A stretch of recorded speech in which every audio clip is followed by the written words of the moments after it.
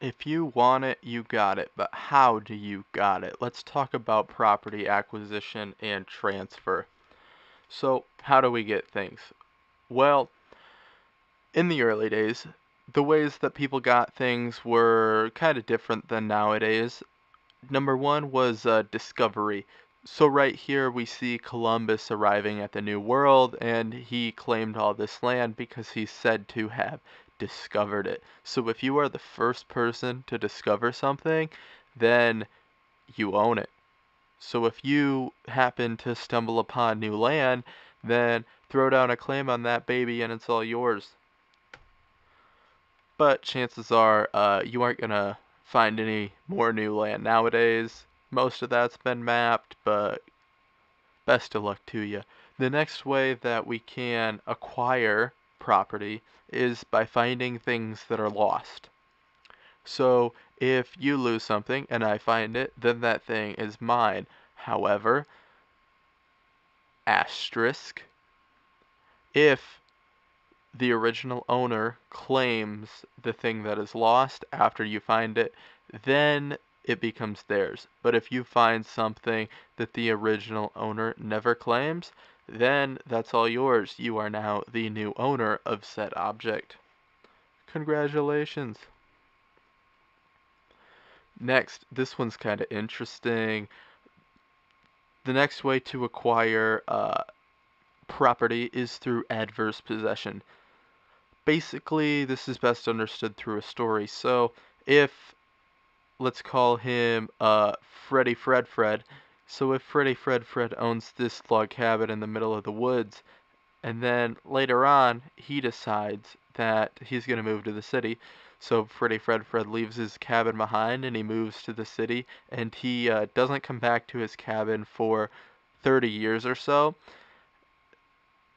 During the time that Freddy Fred Fred's away from his cabin, then Billy Bob decides that he's gonna, go over there and live in the cabin. If Billy Bob lives in the cabin for a certain number of years without Freddy Fred Fred coming back and claiming ownership over his log cabin in the middle of the woods, then the ownership of that property actually shifts. So then Billy Bob would own Fred's cabin.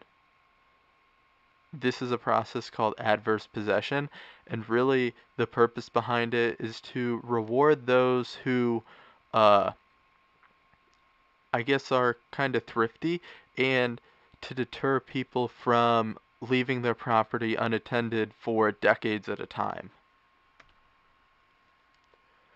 Another way people can acquire property is through a gift. So if you give me something and you tell me it's a gift, it becomes mine. Please give me this Mercedes Benz. I would greatly appreciate it. However, chances are you aren't going to do that. So if I wanted to get a Benz or a house like this in the picture, I would need to buy it. This is probably the easiest way that we understand for acquiring property. We give someone money, they give us things, and we're both happy. So let's talk about kind of how we transfer property from one person to the other. So, like in our house example, if I have a house and you want to buy the house from me, you give me a bunch of money, we sign some papers, house is yours, buy and sell. Easy transfer. However, there are a couple different things people do upon death to transfer property from one person to another. One is a will. You've probably heard of wills before. Basically, it's just this document that states how someone's property will be divided up upon their death. This is one way that people transfer property from one person to another, even if that person isn't living. Another way that people do this upon death is through trusts. They might include this in their will. Basically, what a trust is you essentially own the property, except someone else manages it for you. So if there's an estate that your grandfather gives you upon his death, he gives you his estate as a trust, then what that means is typically an outside company manages the property um, to a certain time, and then when you were old enough to take over, then the property transfers into your ownership. What this does is it doesn't require you to, for instance, if you're 5 years old when you inherit this estate, to upkeep this property. It puts it in the hands of someone else to manage, but they don't own the property. You own the property. They just manage it. This one's nice and tricky.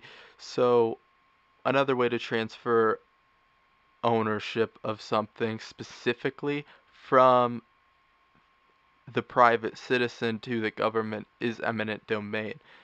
Essentially, what eminent domain is it's the power of the government to take private property for public use. Recently, this has transformed into a more overreaching power where the government can now take private property and then transfer that private property to other private owners for the purpose of economic development, which has led to much criticism in recent decades, but this is another way property can transfer. So, this is the idea. Property acquisition and transfer. We can get property in certain ways, transfer it in other ways, especially upon death with wills and trusts. That's a common concept that comes up in early years of law school regarding property law.